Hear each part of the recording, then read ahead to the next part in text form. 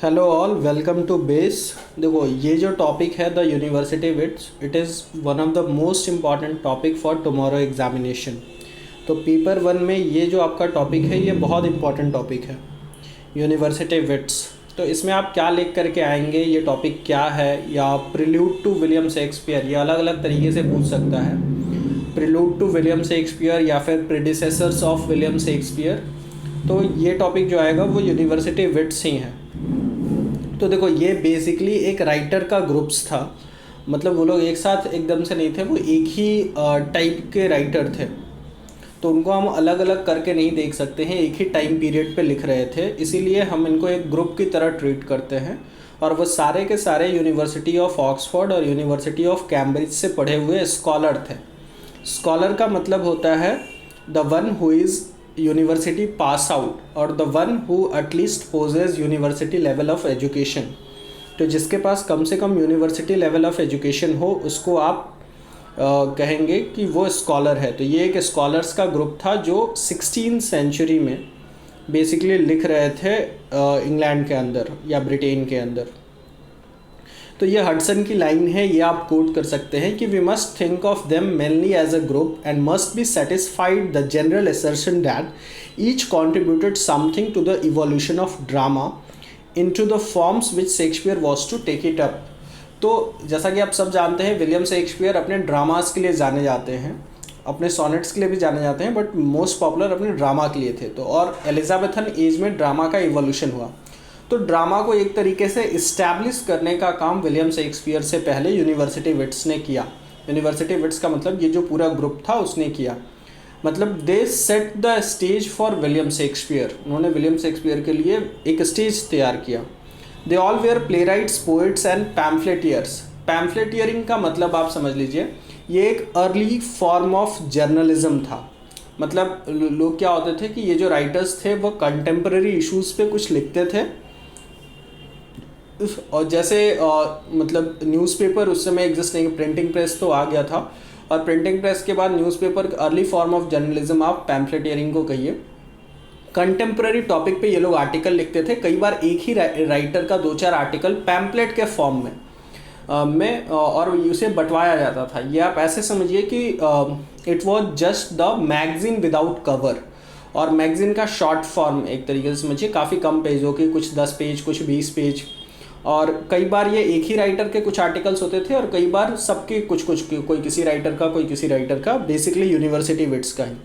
तो ज़्यादातर university wits में से ज़्यादातर प्ले राइट्स यानी कि ड्रामा लिखते थे, और पैम्फलेटियरिंग ये लोग करते थे। काफ़ी पॉपुलर थे जब विलियम शेक्सपियर ने अपना करियर स्टार्ट किया। They all were educated at the university of Oxford and Cambridge. Literary elite class से बिलोंग करते थे। ये जो भी लिख रहे थे वो काफ़ी सोफिस्टिकेटेड और इंटेलेक्चुअल क्लास के लिए लिख रहे थे, कॉमन मास के लिए नहीं लिख रहे थे ये लोग, ये बात थोड़ा सा ध्यान रखिएगा। और ये सब पे जो है यह ह्यूमनिस्टिक एजुकेशन का आपको इन्फ्लुएंस दिखता है, और उनमें एक सेंस ऑफ प्राइड था कि we are very much well educated. तो वो जो प्राइड है, वो पॉजिटिव प्राइड आप मान लीजिए, वो उनके क्रिएशन में दिखता है। मतलब वो ऐसा कुछ नहीं लिख रहे थे जो डिमांड थी, वो ऐसा लिख रहे थे जो वाकई लिखा जाना चाहिए। शेक्सपियर और ये यूनिवर्सिटी विट्स में एक बेसिक डिफरेंस ये भी है कि they were not fulfilling the demands of the common mass, but in fact they were writing what should be written. तो बहुत ही वैल्यूएबल आइडियाज़। और इनके बारे में अगर शेयर्ड हिस्ट्री की बात करें, सारे के सारे कंटेम्प्रेरीज थे, सारे लोग एक दूसरे को जानते थे। इनफैक्ट क्रिस्टोफर मार्लो और ये जो क्रिस्टोफर मार्लो और ने एक यूनिवर्सिटी विट्स के साथ तो रूम भी शेयर किया था। तो इस मतलब एक ही साथ रहते थे ये लोग, जो आपको जो सातवें हैं एक तरीके से यूनिवर्सिटी विट्स में जो 7वें नंबर पे आते हैं। ये ग्रुप किन लोगों का था बेसिकली, ये जो 7 नाम हैं वो मैं आपको समझाना चाहता हूँ। 1 मिनट, ये 7 नाम मैं आपको एक बार पढ़ के बता दूँ। ये university wits: Christopher Marlowe, John Lyly, George Peele, Thomas Lodge, Robert Greene, Thomas Nashe और थॉमस किड। तो और सबका टाइम पीरियड आप अगर ध्यान से देखें तो ये 16th सेंचुरी का लास्ट है, और कोई भी बहुत लंबे समय तक एग्जिस्ट नहीं किया। मतलब सबका लाइफ स्पैन भी जो है वो बहुत छोटा है। जैसे क्रिस्टोफर मार्लो तो 1564 to 93, यानी he just live for 29 years. John Lyly भी 54 से 1606, ये थोड़ा 50 साल तक जिए। जॉर्ज पील भी 58 to 97, ये भी कुछ ही मतलब 58 to 97 अगर आप काउंट करें तो 68, 78, 88, 90 मतलब 39 ईयर्स ये जिंदा रहे। तो means they all live very short span of life, कुछ एक को छोड़ करके, जैसे थॉमस नैश भी काफ़ी कम समय तक, रॉबर्ट ग्रीन भी आप 32 ईयर्स ही देख रहे हैं, और ये सिर्फ आप थॉमस लॉज को अगर आप ये करें तो almost all of the university wits lived a very short span of life, बहुत कम समय तक जिंदा रहे। फिर सबके बारे में एक ये है कि सारे लोग ट्रेजेडी को सुपीरियर मानते थे। ये जितने भी राइटर्स थे, आपको पता है ड्रामा 2 टाइप का होता है, ट्रेजेडी और कॉमेडी। बेसिक मतलब ये है कि जिसमें हैप्पी एंडिंग हो वो कॉमेडी है, और जिसमें सैड एंडिंग हो वो ट्रेजेडी है। तो ये सारे लोग ट्रेजेडी प्रेफर करते थे रैदर देन कॉमेडी। कॉमेडी कोई प्रेफर नहीं करता था, दे ऑल प्रेफर ट्रेजेडी। सिर्फ एक एक्सेप्शन है, वो है जॉन लाइली, और जॉन लाइली को ही हम विलियम शेक्सपियर का फर्स्ट मास्टर मानते हैं। He is suppose to be the first master of William Shakespeare, क्योंकि विलियम शेक्सपियर ने भी पहले जब लिखना स्टार्ट किया तो वो उन्होंने कॉमेडीज़ ही लिखी, ठीक है। तो ये जॉन लाइली के बारे में इंफॉर्मेशन है, और इसमें थॉमस किड के यूनिवर्सिटी एजुकेशन के बारे में कोई प्रॉपर इन्फॉर्मेशन हिस्टोरियंस के पास अवेलेबल नहीं है, तो ये आप बता देंगे एक तरीके से। तो ये सब इन्फॉर्मेशन है यूनिवर्सिटी विट्स के बारे में। फिर अगर मैं बात करूँ कि शेयर्ड हिस्ट्री, सारे के सारे कंटेम्प्रेरी थे, सब ऑलमोस्ट लंदन आए, और काफ़ी कंट्रोवर्शियल पैम्पलेट, मैंने आपको बताया पैम्पलेट जो है वो अर्ली फॉर्म ऑफ जर्नलिज्म हुआ करता था, तो काफ़ी कंट्रोवर्शियल आर्गुमेंटेटिव पैम्पलेट्स ये लोग लिखा करते थे। Trained in the school of classic, means basically educated to the university of Oxford and university of Cambridge. And जैसा कि पैट रॉजर्स लिखते हैं, पैट रॉजर्स की एक हिस्ट्री ऑफ इंग्लिश लिटरेचर की बुक आती है कि they did not bring to the public stage for academic canon of play construction far from it, ठीक है। तो वो पब्लिक डिमांड कहीं से भी फुलफिल नहीं कर रहे थे, they were writing what should be written, और उसमें एक इंटेलेक्चुअल लेवल जो है वो दिखता था। और कुछ एक ने responded to the taste of audience, mode of public place literary without making them academic, made classical tragedy को थोड़ा सा पॉपुलर किया, and the popular tragedy unified in construction and conscious of its aim. Pamphleteers 16वीं century में, ये मैं आपको बता चुका हूँ। पैम्फलेट उस समय किताबों से बहुत सस्ती आती थी, बुक उस समय इतनी ईजिली अवेलेबल नहीं थी। तो ये 7 लोगों का ये बेसिकली ग्रुप था।